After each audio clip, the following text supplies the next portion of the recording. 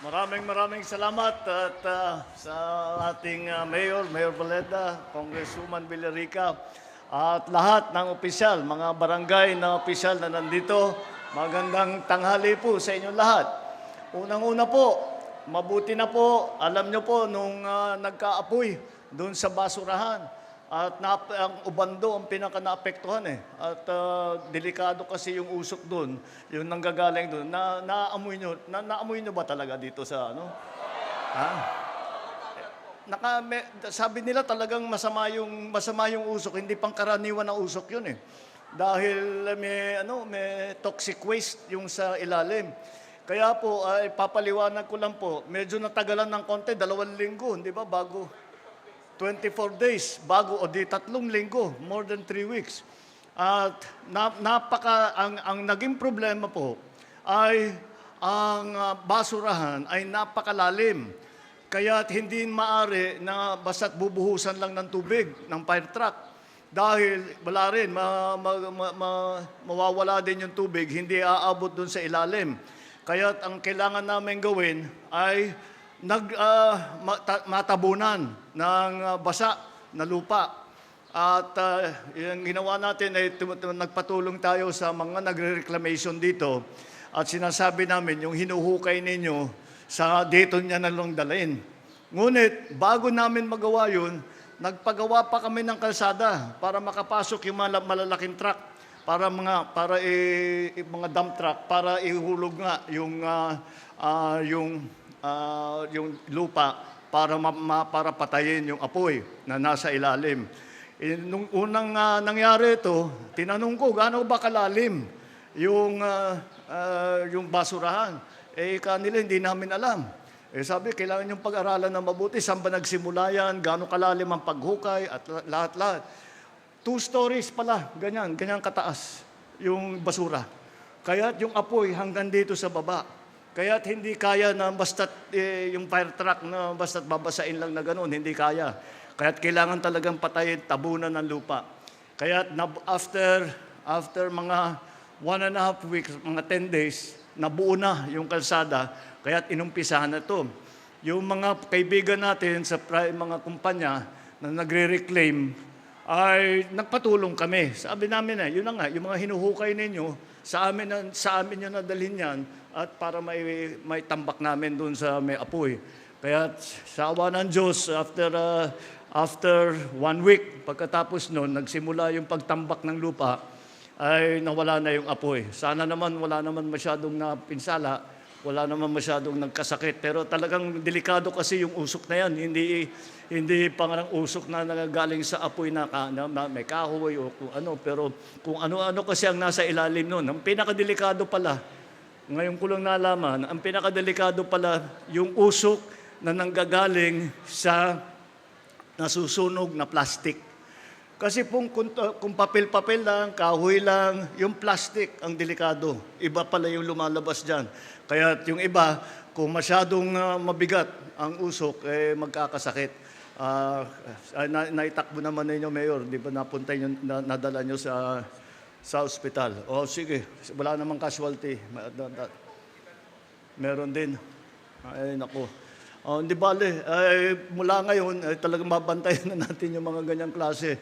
Wala tayong magagawa dahil alam naman ninyo, pag tag-araw, yan talagang napakainit. Lumiliyab pala na mag-isa yan.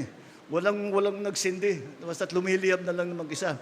Kaya ganyan po nangyari. Sana nasa mabuti na kayong kalagayan. Tapos na, patay na yung apoy at hindi na mauulit. Kaya good luck po sa inyong lahat. Nandito naman po ako ngayon upang tignan yung aming programa. Ito yung sa bawat bayan makikinabang. Yung programa na yan ay may 2 bahagi. Unang-una ay para yung tinatawag na LGSF, Local Government Support Fund. Ito po ay isang pondo na para sa local government talaga. Ngunit sa nakaraang ilang taon, hindi po nagagamit para sa local government itong pondo na ito. Kaya nung nakaupo na ako, sabi ko, ito na yung pagkakataon natin. Gamitin na natin sa tama yung LGSF, Local Government Support Fund. At kako, ay pinalalapit ko naman talaga ang national government at saka yung local government. Dahil alam niyo po, galing po ako sa local government. Nag-gobernador ako sa Ilocos Norte ng 9 na taon. Kaya't nakikita ko kung ano yung mga pwedeng gawin ng anong kakayahan ng local government, ano yung kailangan tulungan.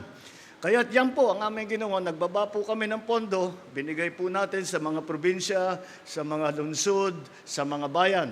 At ito po, ang naging bunga niyan ay itong rice subsidy na binibigay natin. Hiningi natin sa ating mga local government official, mga barangay chairman, isang mga mayor, at hiningi natin ang listahan ng mga tao na nangangailangan ng tulong. At yan ang ginagamit po naming listahan. Dahil alam po natin na kung ang national government lang ang nagtatrabaho sa programa, medyo may katagalan bago mo bumaba. Kaya nga, dahil galing naman ako sa local government, sabi ko, ba't di tayo magpatulong sa mga local government? Dahil sila, kung kami pupunta, magse-survey pa kami, magpapadala kami ng tao, bawat lugar, kung sino ba dito ang nangangailangan. Alam ko naman, sa local government, mga mayor, mga barangay chairman, barangay official, nasa inyo na yung listahan yan. Araw-araw yung tinitingnan yung listahan na yan.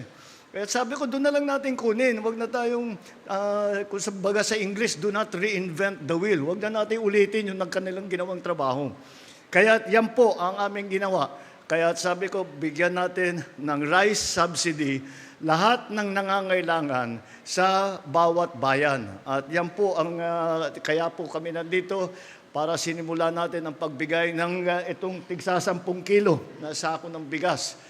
Yan po ang nanggagaling po sa LGSF, binaba po natin. At huwag po kayong mag-alala dahil hindi po ito minsanan lamang. Magbibigay kami ng 10 kilong bigas kada 2 buwan, 6 na beses sa 1 taon. Paulit-ulit po. Kaya hanggat nangangailangan pa kayo, nandun po kami para tumulong. Yan po ang aming naging programa ngayon sa LGSF. Meron naman, kadugtong doon, may kadugtong na programa para naman sa mga barangay. Yung ang tawag Socio-Civic Development Program.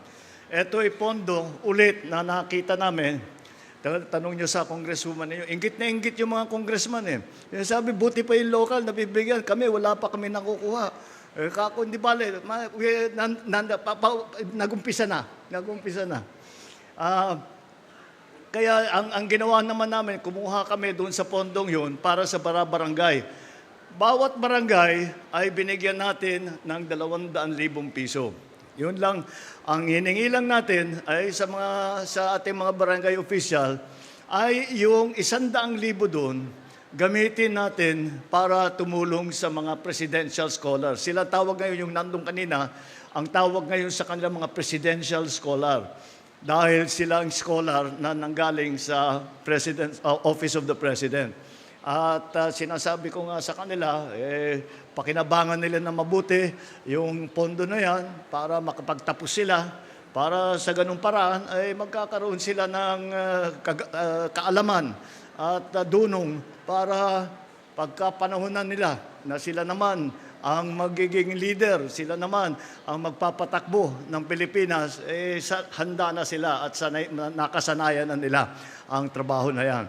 Kaya yun lang ang hiningi namin sa ating mga barangay chairman, yung 100,000, maghanap ng 5 na scholar sa kada barangay. 5 scholar bawat barangay. At sa 100,000, 5 scholar, 20,000 piso ang ibibigay natin sa bawat scholar. Yun po ang aming, yung natira, yung isa pang kalahati na 100,000, nasa sa inyo na yun. At kayong nakakaalam kung ano yung pangangailangan ninyo. Iba-iba ang ginawa. May barangay, ang ginawa, bumili ulit ng bigas. At yun pa rin, nagbigay ng rice subsidy. Yung ibang barangay, bumili ng tricycle. Ginawang para may paikot na sa Basta kayo na ang bahala. Dahil kagaya ng sabi ko, ay lagi kong sinasabi, ang pinakamarunong doon sa bawat lugar ay yung mga tiga doon, ang mga local na official, mga barangay official, yung mga mayor, lahat alam ninyo yan. Kaya yan ang ating talagang binigyan ng diin sa programa na ito. Yun lang po at tinitignan po natin kung ano pa ang maaari natin gawin. Dahil ang talagang ginagawa ko po, dahil nga sa karanasan ko bilang gobernador, ay ilinalapit ko po ang national government at saka ang local government. At hindi ko po hindi po ako nag-aalala po ako. Sabi ko, bakit ang laking asset ng local government, ba't di tayo magtulungan? At nakikita naman natin, kapag nagtulungan, kapag magandang ugnayan sa national at saka local government, mas marami, mas mabilis ang serbisyong maibababa natin sa mga tao. Kaya yan po ang aming naging strategiya, yan po ang aming naging plano. Palagay ko naman, ay magiging mas maganda yan. At lagi kong sinasabi sa ating mga local official, kung maganda ang maging resulta nitong sinusubukan natin ngayon sa LGSF at saka sa SCDP, Socio-Civic Development Program para naman sa barangay, kapag maganda ang patakbo natin at nakita natin na maganda yung plano, yung programa, at maganda ang pagka-implement ng ating mga local official, ay titiyakin ko sa susunod na taon, palakihin pa natin yung budget para mas marami pa tayong matulungan. Ayan, ligawan nyo na si Congresswoman. Silang may hawak ng budget, kaya paano na natin, medyo himas-himasin nyo na para nakaready na siya para sa susunod na budget. Kaya po, ito po ay alalahanin, basta't alam po ninyo, ito para alam po ninyo na kami sa pamahalaan, lahat ng bahagi ng pamahalaan, local government, national government, legislature, wala po kaming ginawa kundi mag-isip kung paano pa ang magagawa, paano pa ang maitutulong natin sa taong bayan. At lahat po ng ating kakayahan ay doon natin linalagay. Meron din po kami, yung pinanggalingan po namin, isang eskwelahan, may malaking programa din po tayo. Ang nakita po natin doon, yung tinatawag na YAKAP program.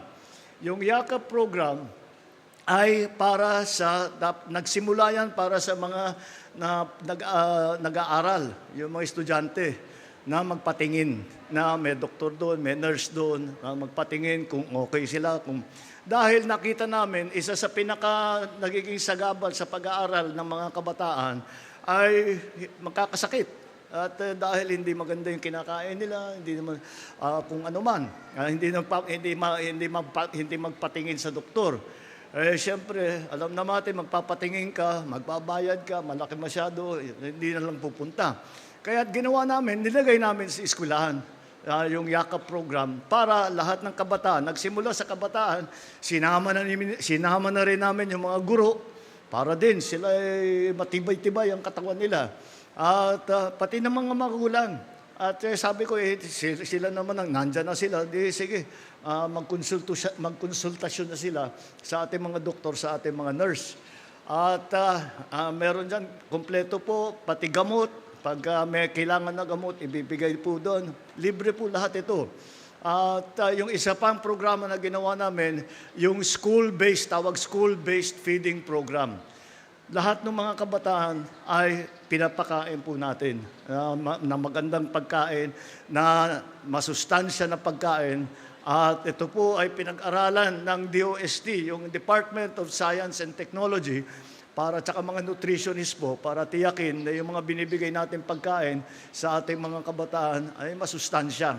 Kaya yan po ang tuloy-tuloy para makatulong, para gumanda po ang takbo ng ating edukasyon, educational system. Dahil kagaya po ng sinasabi ko sa mga kasamahan ko sa pamahalaan at sa ating mga kababayan, para sa akin, ang edukasyon po ay hindi pribilehyo.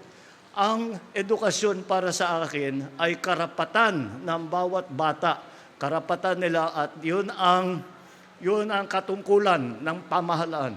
na makapagbigay ng magandang edukasyon sa bawat isa na nais mag-aral. Lahat naman siguro ng siyempre, mga magulang, gusto nilang magandang pag-aaral ng kanilang anak.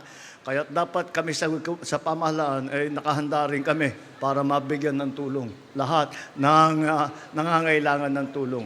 Kaya po ganun po, kami po ay tuloy-tuloy po naghahanap ng mga para-paraan upang tumulong sa taong bayan, upang pagandahin ang buhay ninyo, pag magdalaman ng kahit kaunting ginhawa sa inyong pamumuhay. At hindi lang po kami nagdadala ng programa, kami po ay nakikinig din sa inyo. Kung ano yung inyong pangangailangan, kung ano sa palagay ninyo ang mga dapat ayusin, kung ano pa ang kailangan ninyo, kung ano pang dapat gawin.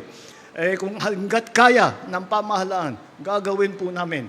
Kaya't wag po kayo nag-aalala, ang pamahalaan ninyo, your government is there, your government is beside you, your government is behind you. Ginagawa po namin lahat para tumulong sa ating minamahal ng mga kababayan, para pagandahin din ang buhay ng bawat Pilipino at pagandahin ang ating minamahal na Pilipinas. Yun lang po. Marami pong salamat.